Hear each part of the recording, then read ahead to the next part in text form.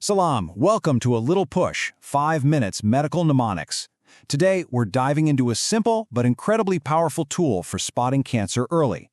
And this is a really big deal, right? Because melanoma, while it's definitely dangerous, is also super treatable if you catch it early. The whole key is knowing exactly what to look for. So how do we do that?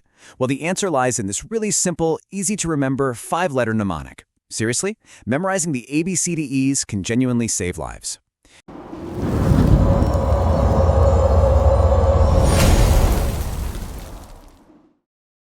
All right, so let's break this down letter by letter. What are these danger signs we really need to be looking for? First up, we've got A for asymmetry. This is your first major clue. You see, harmless moles, they're usually symmetrical, kind of nice and round. So, if you were to imagine drawing a line right down the middle of a suspicious mole, the two halves just wouldn't match up. They wouldn't be mirror images of each other. The whole shape just feels off, or irregular. That brings us right to our next letter, B for border irregularity, which really just builds on that whole idea of an uneven shape. Yeah, so instead of a nice, smooth, well-defined circle, the edges of a potentially malignant lesion can look all jagged or notched. Sometimes they even look a bit blurry, almost as if the color is kind of bleeding or smudging into the skin around it. Okay, moving on to C, and that's for color. Now, the key thing here isn't one specific color, but rather a variation of colors all in one spot. See, a normal mole is usually just one uniform shade of brown, but a melanoma, it often shows up with multiple colors and shades. You might see a mix of brown and black, and sometimes even little patches of red, white, or blue, all within that same lesion. Next, we've got D for diameter. This one's a pretty straightforward measurement, and there's a really common object we can use to make it super easy to remember. So, as a rule of thumb, any mole that's bigger than 6 millimeters, which is about the size of a standard pencil eraser, is a warning sign. Some sources even point to 7 millimeters as a major red flag that absolutely needs to be looked at. And finally, we get to E, which stands for evolution. And you know what? This might just be the single most important letter in this whole mnemonic. Evolution basically means the lesion is changing, and this is often the very first sign that a patient will notice themselves. Any mole that changes in its size, shape, color, or even how high it's raised off the skin is a huge concern, and this also includes any new symptoms that pop up, like if it suddenly starts to itch or bleed or form a crust.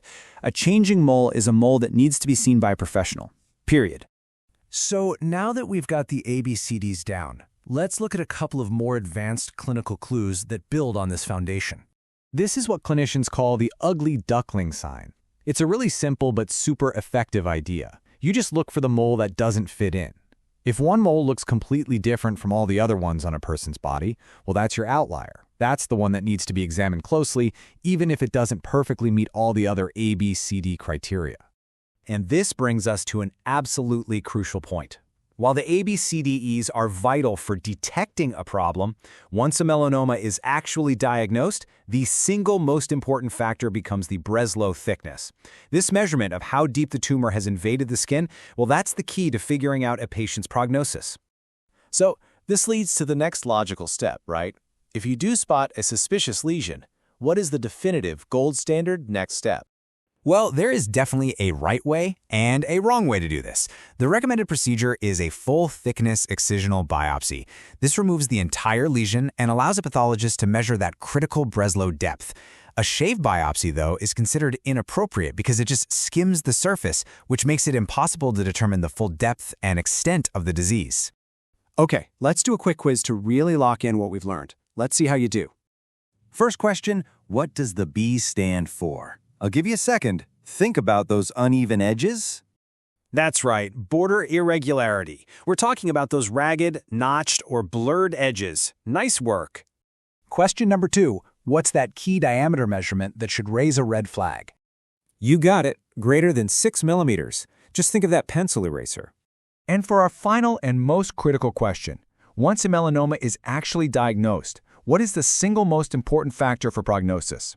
Exactly. The depth of invasion, also known as the Breslow thickness. That is the absolute key to understanding the severity. So we'll end with this question for you to think about. Now that you know the signs, how will you use this knowledge? Because this isn't just about facts. It's really about taking action when it matters most, for yourself and for your patients. Until next time, salam.